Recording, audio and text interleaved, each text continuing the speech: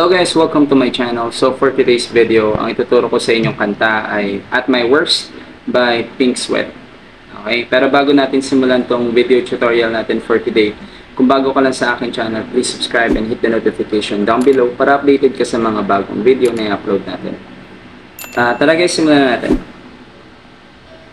Ang mga chords natin sa buong kanta ay C, D minor, D minor, and G. Sa buong kanta na yan, paulit-ulit lang siya guys, okay? Bilang ng string guys ay first string, second string, third string, fourth string, fifth string, and sixth string, okay?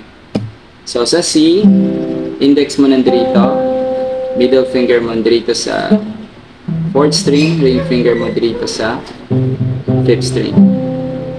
And then E minor, so index mo nandito, middle finger mo dito, ring finger mo dito. And then D minor, index mo nandito sa first string, middle finger mo dito sa third string, ring finger mo nasa second string. And then G, pinky mo dito, ring finger mo dito, middle finger mo dito sa sixth string, index mo dito sa fifth string.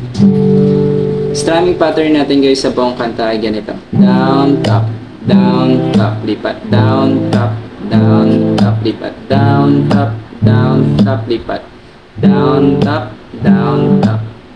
Ganun lang siya, paulit-ulit lang siya guys, okay? So talaga simulan na natin, kantayin na natin agad siya, no?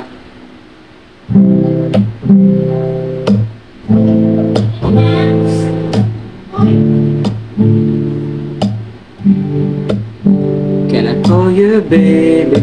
Can you be my friend? Can you be my lover up until the very end? Let me show you love.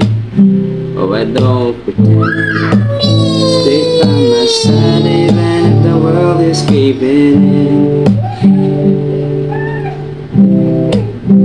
Don't you worry, I'll be there whenever you want me. Chorus na. I need somebody who can love me at my worst. No, I'm not perfect, but I hope you see my worth. It's only you know, but I knew I put you first. And for you, girl, I swear I'll do the worst.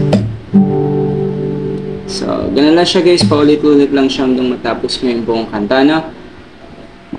Sana nagustuhan nyo itong video tutorial natin for today, and kung nagustuhan nyo, please like and share, and kita-kits na lang ulit tayo sa susunod na video. Bye guys!